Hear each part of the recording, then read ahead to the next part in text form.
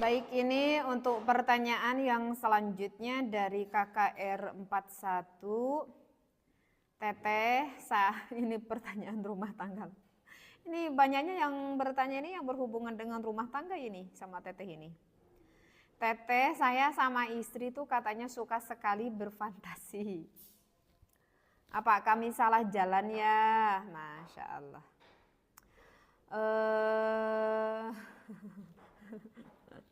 Ya, karena Teteh kan sudah berumah tangga, ya boleh ya agak senyum dan ketawa dulu sebentar. Berfantasi di dalam berhubungan intim itu mungkin nggak terjadi, ya jelaslah mungkin saja itu terjadi. Memang kadang terjadi ya di dalam beberapa pasangan. Karena kan masalahnya itu fantasi itu kan yang berhubungan dengan khayali ya. Jadi itu yang berhubungan dengan pikiran kita kan. Gitu, yang berhubungan dengan hati, yang berhubungan kan dengan pikiran, dan itu tentu akan sangat sulit ya, akan sangat sulit.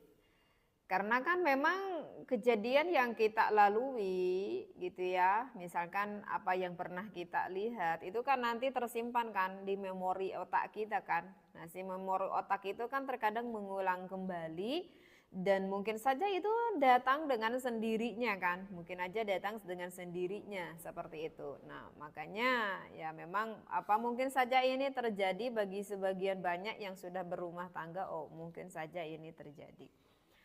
Tapi ini kakak siapa? KKR41 Teteh bicaranya secara garis besarnya saja ya, Teteh tidak terlalu mendetail karena Teteh belum mempersiapkan juga menyiapkan referensi kitabnya, jadi Teteh neranginnya secara garis besarnya saja ya kakak. Misalkan ya, ini kakak yang bertanya Teh, misalkan seorang suami gitu ya. Teh bagaimana nih Teh ketika aku beribadah, misalkan itu terlintas di dalam pikiranku ada sosok wanita lain gitu ya. Jadi ya ibadah dengan istrinya gitu, tapi terlintas di dalam pikirannya itu ada sosok wanita lain gitu ya di dalam khayalinya atau dalam fantasinya itu.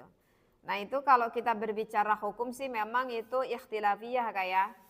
Jadi ikhtilafiyah itu ya ada perbedaan beberapa pendapat ulama. Kalau apa yang disampaikan oleh seperti Asy-Syaikh As-Subki ya, kalau Asy-Syaikh As-Subki sih itu menghukuminya haram. Keras ini kalau Imam Asy-Syaikh As-Subki. Kalau menurut Imam Asy-Syaikh As-Subki udah itu haram aja seperti itu. Tapi banyak juga pendapat ulama lain yang mengatakan enggak kok, enggak sampai ke haram. enggak sampai ke haram, tetapi itu bahkan hukumnya mubah.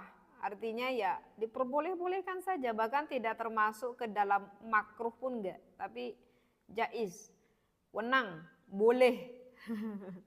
Nah, seperti siapa saja nih yang menghukuminya boleh? Seperti Imam Al-Bazri, seperti Imam Ibnu Hajar Al-Haytami itu, seperti Syekh Kamal Ar-Raddad, termasuk Imam Jalaluddin As-Suyuti.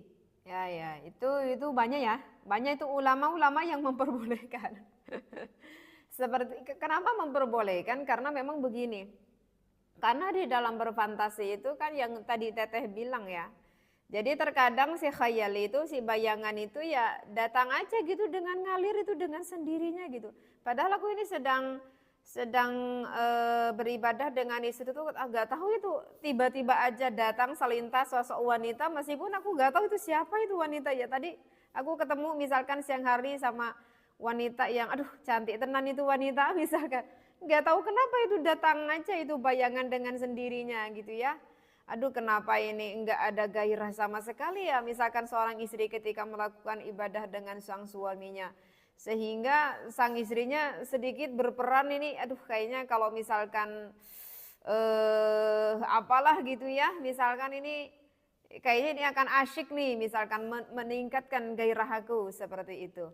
Dan apakah itu terjadi? Mungkin saja, dan itu mungkin saja. Dan karena memang ulama itu pun mengatakan dalam referensi kitab ya kan, tidak ada maksud di dalam hatinya mau berzinah dengan Siapa yang ia bayangkan? Kan nggak ada. Jadi nggak boleh ada unsur di dalam fantasi tersebut, ada unsur untuk berzinah dengan wanita yang ia khayaliannya itu, gitu ya kan? Nggak ada kan unsur sampai ke sana, ya ini hanya fantasi aja seperti itu. Maka ini hukumnya itu diperbolehkan. Karena memang di dalam hikmahnya ada perbedaan pendapat ulama. Hikmahnya apa? Hikmahnya ya karena kita tidak bisa menyetarakan akan keimanan satu orang dengan orang yang lain. Masya Allah, tabarakallah. Itu adalah hikmahnya ikhtilafiyah. Ya mungkin untuk bagi orang sosok ini ya mungkin keimanannya juga belum cukup kuat, ya sifat kemanusiaannya masih cukup besar sehingga ada ulama yang memperbolehkannya. Jadi melihat dari kadar-kadarnya itu. Itulah hikmahnya suatu ikhtilafiyah atau perbedaan pendapat ulama. Atau bisa saja hal itu terjadi misalkan melihat mengijir akan suatu kemaslahatan.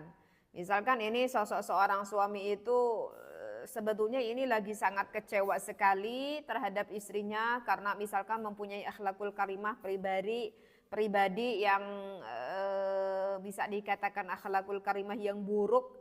Aduh, aku ini ketika ibadah itu terbayang akhlakul karimah istriku tuh sampai menurunkan rasa hasrat, rasa gairah aku. Sehingga entahlah siapa yang aku bayangkan, ini wanita juga enggak jelas yang aku bayangkan agar aku memalingkan melihat akan akhlakul karimah istri aku. Karena ketika melihat istri aku nih terbayang nih akan keburukan akhlakul karimahnya istri aku. Sehingga ini takut menurunkan gairah dan hasrat syahwat aku. Sehingga karena mengejar suatu kemaslahatan itu dengan apa beberapa pendapat yang disampaikan oleh ulama sehingga itu menghukuminya diperbolehkan. Nah seperti itu ya kakak.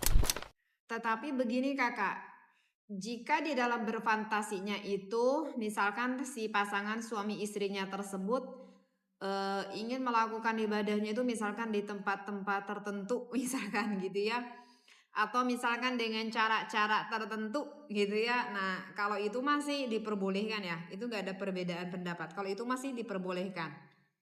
Misalnya, tetapi ya selama tidak bertentangan dengan syariat ini ya. Tapi ingat ini, kalau misalkan bertentangan dengan syariat, ya itu jelas itu gak boleh gitu. Misalkan, nih teteh contohinnya takutnya gak paham. Misalkan istriku kok bosan ya misalkan kok bosan ya misalkan kita itu setiap melakukan ibadah itu misalkan kok di kamar ini terus, misalkan sekarang kita cari suasana yuk misalkan mumpung di rumah itu lagi nggak ada anak-anak misalkan bosan di kamar kita pindah yuk misalkan ke ruang tamu gitu ya. Berarti kan itu tempat tertentu ya, atau misalkan di dapur misalkan. Kan itu tempat tertentu kan. Nah ya kalau seperti itu sih nggak apa-apa. Atau misalkan yang dimaksudkan dengan cara tertentu itu gimana ya contohnya ya. Misalkan contohnya itu ada paket nih datang. Ternyata ini sang suamiku lagi membelikan aku pakaian sesuatu, misalkan membelikan pakaian dinas malam, tapi kok ini aneh ketika dilihat kok berbentuk kayak kucing misalkan.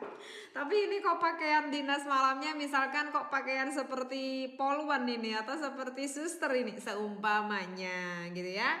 Mungkin bisa dipahami di sini ya. Nah kalau seperti itu sih itu mah gak apa-apa, gak apa-apa ya, seperti itu gak apa-apa. Yang penting tidak bertentangan dengan syariat ya, misalkan memuaskannya lewat jalur belakang atau menggunakan alat bantu misalkan ya. Kalau itu sih jelas itu haram, itu jelas itu nggak boleh. Tetapi kesimpulannya lah beginilah kakak, tetapi sebetulnya hubungan biologis pasangan suami istri kan itu merupakan salah satu bagian dari ibadah ya. Itu merupakan salah satu bagian dari ibadah. Maka seyogianya ketika melakukan ibadah tersebut itu sebaiknya kalau untuk yang keutamaannya, keafdalannya, maka ya terapkanlah adab tata kramanya, akhlaknya di dalam ketika mau melakukan ibadah tersebut ya. Karena kan namanya juga ibadah, bukan semata-mata untuk melajurkan hasratnya saja kan, bukan seperti itu. Karena kan Ketika pasangan suami istri setelah melakukan ibadah hubungan biologis tersebut, kan yang diharapkan apa? Yang diharapkan semakin kuat ikatan batin suami istri tersebut, terjalin semakin sakinah, semakin mawaddah, semakin warahmah di dalam rumah tangganya. Karena semata-mata apakah bukan hanya sebatas melampiaskan hasratnya saja yang barusan Teteh sampaikan, tetapi bagusnya itu semakin timbul rasa kasih sayang antara pasangan suami istri tersebut, ya. Harusnya sih ya seperti itu, ya. Jadi begitu ya, mungkinlah kakak yang bertanya, mudah-mudahan bisa sedikit membantu dan mudah-mudahan bisa sedikit bisa difahami.